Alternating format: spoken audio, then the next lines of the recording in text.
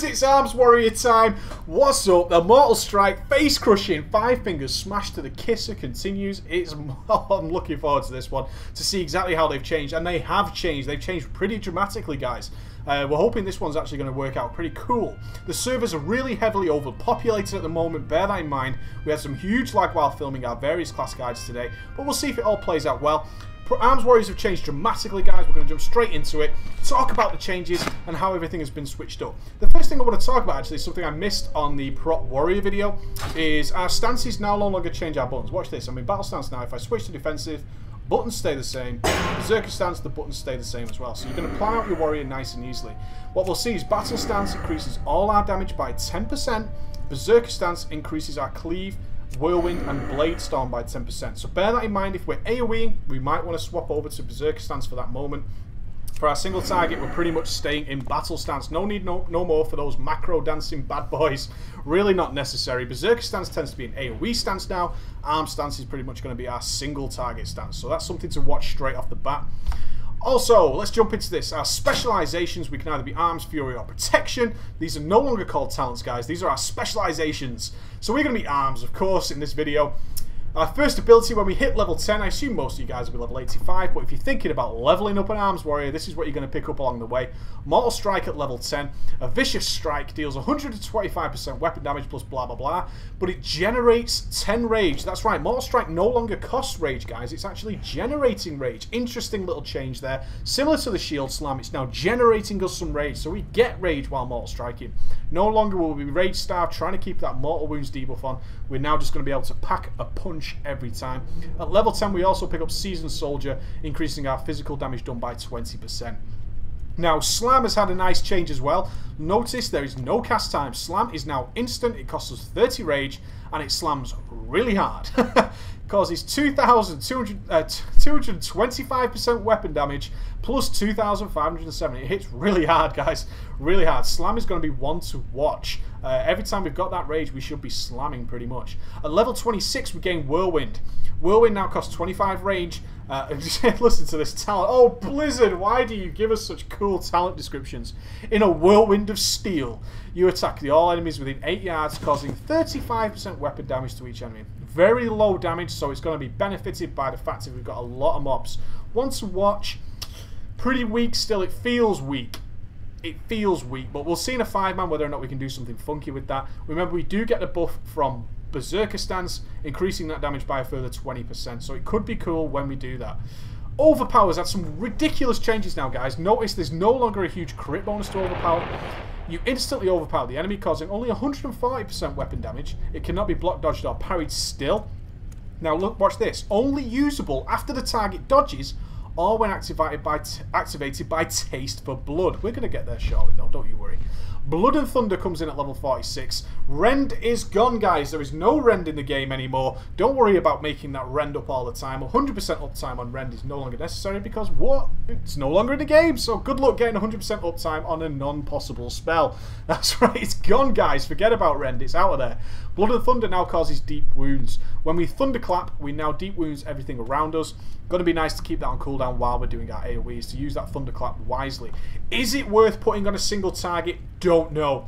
Don't know if it's going to be worth keeping the deep wounds debuff on a single target. We'll have to wait and see until some damage meters come out or some proper DPS logs. We'll have to wait and see on that one. At level 50 we pick up our plate specialization, increasing our strength by 5% while wearing plate armor. Now here's the big one. Taste for Blood level 50. This used to activate from ticking on Rend. Now you have a 100% chance for Mortal Strike to enable the use of Overpower. So before we go into the rest, let's think about that. Every time we Mortal Strike, guys, we're going to be able to instantly overpower immediately after. Definitely going to be able to do that. Also, that Overpower has a 30% chance to allow you to overpower again. Something we're going to have to watch. A little bit of a proc there, guys. We're definitely going to be able to overpower as soon as we Mortal Strike, but we have a 30% chance after that. Can we overpower again? Overpower seems reasonably meaty. It's 140% weapon damage. It doesn't cost any rage. It's more powerful than a Mortal Strike, maybe, given Mortal Strike gets a little modifier at the end. But we'll see on that one. It's still going to be pretty nice, and if we get it for free, we're definitely going to be casting it and keeping our rage up there for slams and for some heroic strikes. At level 56, we get a natural defensive cooldown, something Arms Warriors have really been looking for, without having to swap to defensive stance and shield walling and all that kind of stuff.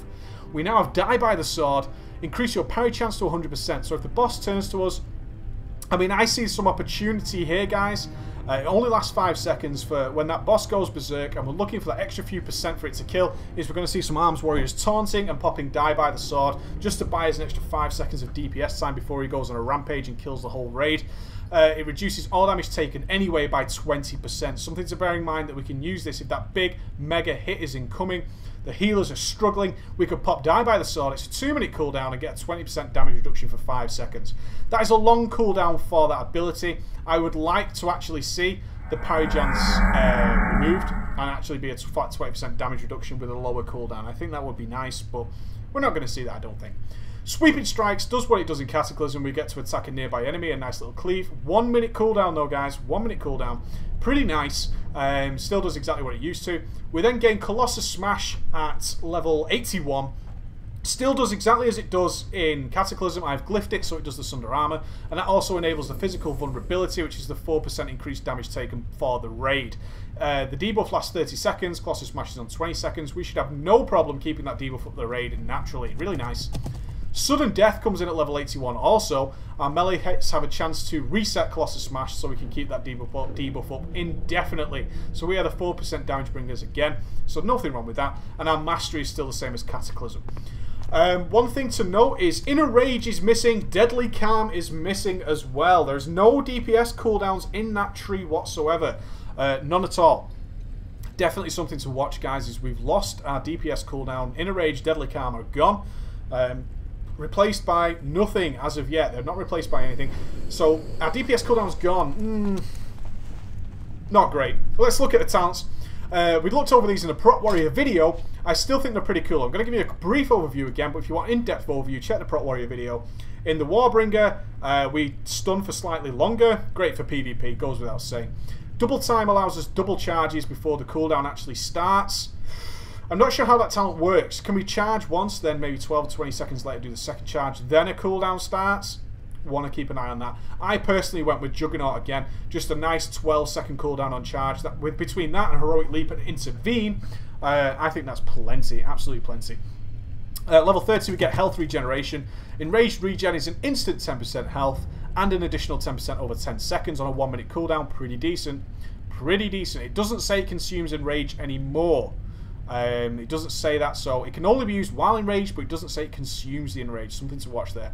Second Wind, which is generally our PvP ability, as we well know. When we're struck by a stun or immobilized, we generate some rage. And whenever we take direct damage, which means we're being hit specifically by somebody, be it an ad, be it somebody in PvP, we have a 10% chance to regenerate 10% of our total health over 10 seconds. It doesn't say this ability cannot activate every few seconds or something, so that might be too powerful for PvP. We'll have to wait and see on that one. I imagine it's going to work out pretty much the same as these. I went with Impending Victory again, as I did in the Prot Warrior, because it's a tremendous amount of healing.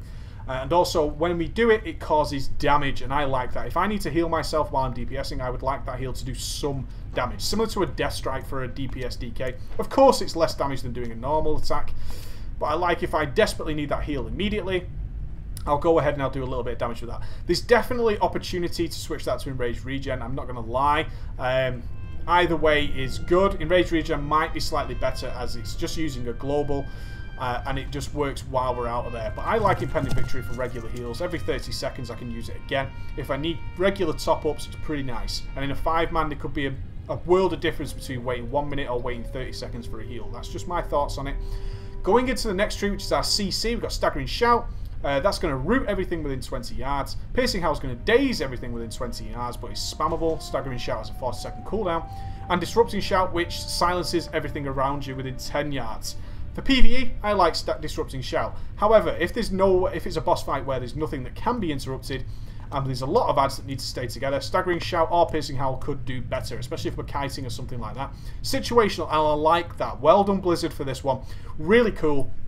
I like the ideas behind both of those. So we've got Blade Storm next. We're going to run some DPS cooldowns now at level 60, which is pretty cool. So we've got Bro Storm. Bro Storm does exactly what it used to. We're going to Whirlwind. We're going to chop and change everybody in the face. That's awesome. Shockwave. Shockwave can now be used by arms warriors, guys. How cool is this? We can do that big stun. This could be really cool again for PvE raids where a ton of ads are involved. We can go ahead and shockwave them all and do some nice damage. We've also got Dragon Roar. Dragon Roar does a tremendous amount of damage on a 1 minute cooldown. However, it does knock things back. Don't like knockbacks in PvE, guys. That's a personal preference by me. Great probably for PvP. You can see some people being knocked off bridges with a big Dragon Roar. That's probably really cool, and you guys are looking forward to that in your PvP stuff, and I don't blame you at all. At level 75, we get some nice defensive stuff. We've got Mass Spell Reflection for the raid. Pretty cool, but I expect tanks to take that if it's necessary. Arms Warriors shouldn't be really necessary. We've then got Safeguard, replaces our Intervene. I don't intend to intervene that much on my Arms Warrior, so I left that one alone. I went with Vigilance. The servers are so overpopulated right now, guys, that everything is lagging really badly, really badly. We're going to try and work through it, but I went with Vigilance as tanks are really suffering. If a healer lags out for like 20 or 30 seconds, then we want to be throwing Vigilance on that target, and you're transferring 30% of the damage to us. Hopefully that's going to save some tank lives. Really like it. At level 90, we've got our major cooldowns, guys. And the Balance Druids and Resto Druids are crying their eyes out that they did not get these choices. At level 90, the first thing we've got is Avatar. At a 3-minute cooldown, listen to this, transforms you into an unstoppable Colossus for 30 seconds, increasing your damage dealt by 20% and generating 50% extra rage. So cool, guys. Can't wait to try that out at level 90. We've also got Bloodbath, where we carve our opponent up with our weapons for the next 12 seconds. So cool. It causes them to take extra bleed damage on a 1-minute cooldown. Will it be better than Avatar? Don't know. We can line up a lot of cooldowns for that 3 minutes. But Bloodbath, definitely an opportunity. And our final one is Stormbolt. 30 yards. It's going to change our Heroic Throw to now hit for 100% weapon damage and stunning the target. But if it's a boss that can't be stunned, 300% more weapon damage is going to be thrown into that one. That is going to be so cool, guys, and I think it could be good, guys. 30-second cooldown, cost no rage, and I'm going to do 400% weapon damage. I'm going to do you a quick overview of the glyphs, just to see what we picked up. There's a lot of choices for the Arms Warrior, guys, all pretty cool. I went with Glyph of Colossus Smash to get that Sunder Armor on the target. In our 5-mans, we tend not to have that tank put in the Sunder Armor unless it's a Druid or a Warrior, and I'm unlikely to get paired with either of those, and I like my Sunder Armor, guys. It's just a flat DPS increase. We like it. I also took Glyph of Overpower. Cleave hits. Now, we do have a lot of AoE to do in our 5-mans. That's why I took this one. Our cleave hits increase the damage of your next overpower by 10%. It's debatable whether that's a good glyph or not. It really is. We'll see. We're going to see how it plays out in the 5-man, but there's some other choices in there that are reasonably cool, but nothing amazing. Glyph of Cleaving is probably better if we're doing constant AoE, to be honest. Glyph of Sweeping Strikes makes Sweeping Strikes free. When we want to Sweeping Strikes, we need it there and then. Simple as. And that makes it free and on demand. Really like that as well. For my little fun minor glyphs, I went with Glyph of Crow Feast. Every time I execute, I'm going to spawn a flock of carrion birds. Can't wait to see that one in action. Glyph of Thunderstrike, lightning shooting from the sky. And I went again with Glyph of Enduring Victory. Every time I do heal myself, that raid is going to know about it because I've just grown into a big badass Tauren. Yes! Alright guys, that's the Arms Warrior changes overview. I'm going to jump into a 5-man now and show you exactly how that plays out. You take it easy, ballers.